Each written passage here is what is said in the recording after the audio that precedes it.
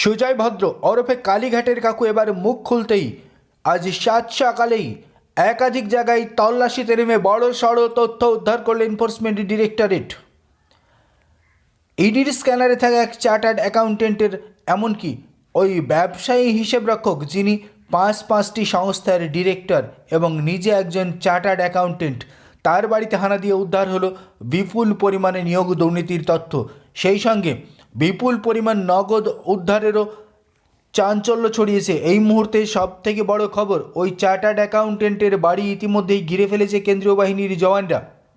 Chartered accountant Rajesh দোষী, যিনি পাঁচটি সংস্থার ডিরেক্টর হিসাবে রয়েছেন, ওই অ্যাকাউন্টেন্টের বড়বাজারের অফিসে হানা দিয়েছে ইডি কর্তারা।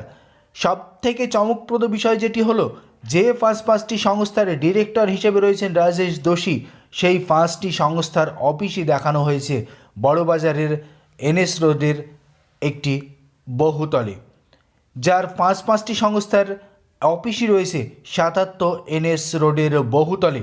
সেই বহুতলেই হানা দিয়েছেন এনফোর্সমেন্ট আধিকারিকরা।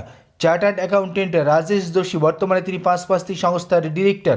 নিয়োগ দুর্নীতি, কয়লা পাচার, গরু পাচারের বিভিন্ন টাকা ওই পাঁচটি সংস্থার মাধ্যমে খরচ করা হয়েছে কিনা, বিভিন্ন জায়গায় লগ্নি করা হয়েছে কিনা, সেই তথ্য উদ্ধারে তৎপর এনফোর্সমেন্ট আধিকারিকরা।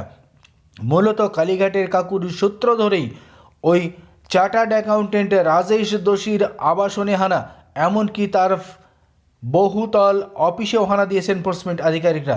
ইতিমধ্যেই উদ্ধার হয়েছে একাধিক নথি, সেই সঙ্গে বিপুল পরিমাণ টাকা উদ্ধারেরও সম্ভাবনা প্রবল হচ্ছে বলে সূত্রের খবর। এই মুহূর্তের সবচেয়ে বড় খবর।